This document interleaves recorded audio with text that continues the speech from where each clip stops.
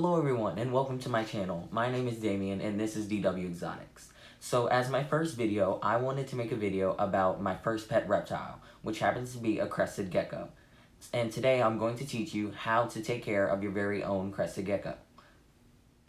For those of you that have no idea what a crested gecko is or have never seen a crested gecko, this is a crested gecko. His name is Rango, and some people might wonder why he is missing his tail. It is actually quite normal for lizards to drop their tails, but his species of gecko, once they lose their tails, they do not grow them back. They never grow them back. He will have a nub for the rest of his life.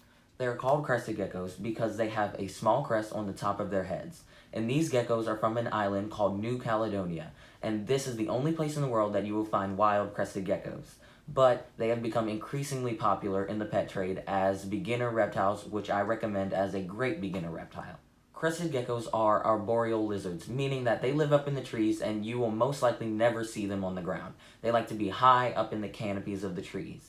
So as for a cage for a crested gecko, there are many options you can do. If you have a young crested gecko like mine, because Rango is only about a year old and he's still pretty small and almost full grown, but he still has some growing to do. But as for an enclosure, you can use a 20-gallon long for an adult turned on its side or an 18 by 18 by 24 Exoterra.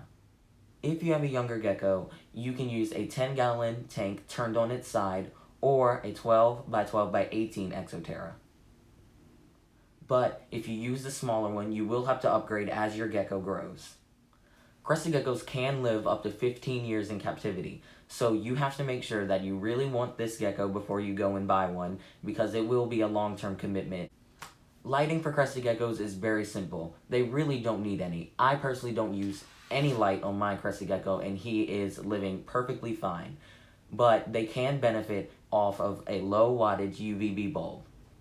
Because they are nocturnal, they really don't come out during the day, so they are not a basking species of lizard that would bask in the sun and absorb UVB rays. Crested geckos should be kept around 72 to 78 degrees Fahrenheit, which is most people's room temperature. And I don't use any external heating devices on my crested gecko's tank because my room stays pretty warm almost all of the time. Crested geckos will need vitamin supplements. Calcium and D3 are the most important ones, and for the calcium, I use the Reptile by Zoomed, which is just a calcium powder that you can add on top of their food. Crested geckos will need calcium and vitamin D3, but these can be supplemented in their food and stuff that you can add on top of their food. And for the Reptile, you can put it on top of gut-loaded insects such as crickets and mealworms, but I would only feed crickets and mealworms occasionally because in the wild, crested geckos will mostly eat fruit. With the Reptile, you can dust the feeder insects that you can feed your crested gecko, but I would recommend only feeding crickets and mealworms occasionally. And all crickets and mealworms that are fed to your crested gecko should be gut-loaded and covered in the vitamin supplements. When it comes to diets for crested geckos, there are pre-made diets, which makes it really easy for beginner reptile keepers to not deal with insects or fresh vegetables. And I use Repashy Superfoods Crested Gecko Diet, but there also is another brand that is really good for crested geckos called Pangea. I'll put a picture of some of their products somewhere up here, but I do recommend Pangea, and it comes in different flavors, so you can pick which one your crested gecko likes the most. Another thing that is very important with crested geckos is their humidity in the tank. They should have a 60 to 70% humidity every day, and I accomplish this by spraying down their tank 2 to 3 times a day with a spray bottle or a misting system if you wanted to get a misting system.